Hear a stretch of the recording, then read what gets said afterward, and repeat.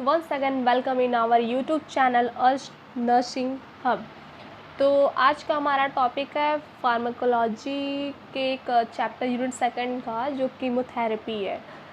तो चलिए स्टार्ट करते हैं। Chemotherapy is the treatment of infectious disease और malignancy with a drug to destroy microorganism और cancer cells, preferentially with minimal damage to the host tissue.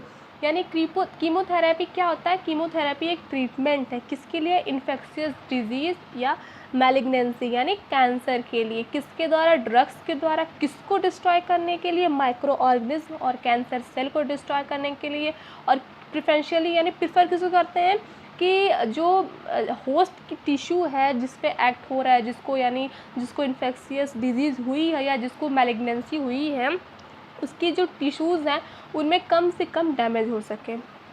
Antibiotic क्या होता है? These are the chemical substance obtain from a microorganism that kills और suppress the growth of other microorganism at very low concentration. यानी antibiotic एक chemical substance होता है जो कि माइक्रो ऑर्गेनिज्म से ही निकाला जाता है, जो क्या करता है? किल करता है या फिर सप्रेस करता है माइक्रो ऑर्गेनिज्म की ग्रोथ पे, वो भी बहुत कम कंसंट्रेशन पे। तो एंटीबायोटिक दो टाइप के होते हैं, एक तो बैक्टीरिसाइडल होता है, एक बैक्टीरियोस्टैटिक होता है। बैक्टीरिसाइडल से समझ में आता है डेथ। तो बैक्टीरिसाइडल जो एंटीबायोटिक माइक्रो ऑर्गेनिज्म बैक्टीरिया उसको किल करता है, इसमें पेनिसिलिन और सिफेलोस्पोरिन आ जाता है। और बैक्टीरियोस्टैटिक को जो बैक्टीरिया और माइक्रो ऑर्गेनिज्म की ग्रोथ को इनहिबिट करते हैं, इसमें है सल्फोनामाइड और टेट्रासाइक्लिन। तो एंटीबायोटिक है अब सिंथेटिक और as well as natural process that kill और डिस्ट्रॉय द माइक्रोस और माइक्रो ऑर्गेनिज्म। ये सिंथेटिक यानी मैनमेड हो सकता है और एक नेचुरल प्रोसेस भी हो सकता है जो कि किल या डिस्ट्रॉय कर सकता है माइक्रोब और माइक्रो ऑर्गेनिज्म को। तो नेक्स्ट हमारा रेजिस्टेंस में आ जाएगा beta lactamase enzyme destroy beta lactamase ring. यानी कि रेजिस्टेंस का मतलब क्या आता है कि कोई भी बैक्टीरिया है या कोई भी मतलब वायरस जो जिसके ऊपर हम ये यूज़ कर रहे हैं कोई भी एंटीबायोटिक, अगर उसके ऊपर एक्ट नहीं कर रहा है, क्योंकि बहुत सारी जैसे कि ये स्ट्रेप्टोकोकाई और स्टेफाइलोकोकाई जो होती हैं, इनमें बीटा लैक्टमेज रिंग पाई जाती है। तो ये क्या करती हैं कि जो बीटा लैक्टमेज एंजाइम होता है उनसे वो डिस्ट्रॉय करता है उसको बीटा लैक्टमेज रिंग को, लेकिन ये क्या करती है? रेजिस्टेंस डेवलप कर लेती हैं उसके से बीटा लैक्टमेज एंजाइम से, तो जिसके द्वारा कि वो डिस्ट्रॉय नहीं कर पाती हैं। तो इसमें आगे दिया हुआ mechanism of development of resistance to anti microbial drugs.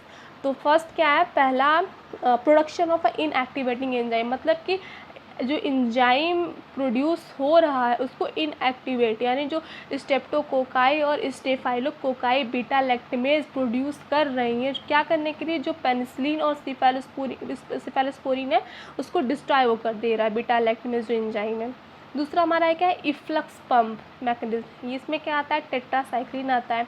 Efflux pump का मतलब क्या होता है कि ये एक बैक्टीरिया के अंदर एक क्वालिटी होती है कि जो भी वेस्ट प्रोडक्ट उसकी बॉडी में रहते हैं वो इफ्लक्स पम्प के थ्रू बाहर निकालता है। तो टेट्रासाइक्लिन क्या करता है?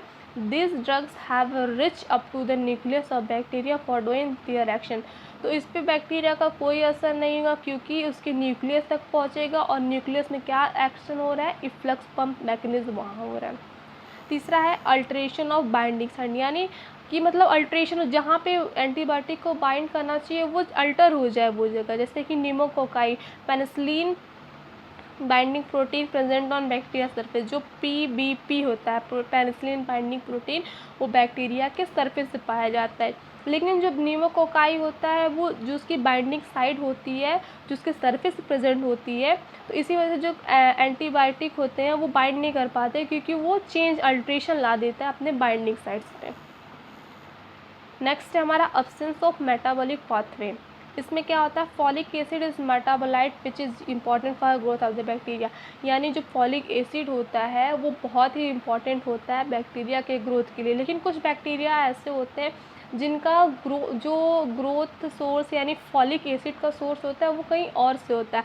वैसे तो सबका न्यूक्लियस से होता है, तो हम लोग क्या करते हैं? जो एंटीबायोटिक देते हैं वो फॉलिक एसिड जो मेटाबोलाइट हो रहा है मेटाबॉलिक पाथवे से, उसको वो इनहिबिट करता है। लेकिन कुछ बैक्टीरिया के पास मतलब कि कोई और सोर्स भी होता है फॉलिक एसिड का, जिसके द्वारा वो सर्वाइव कर जाते हैं। So the action of penicillin does not affect the bacteria.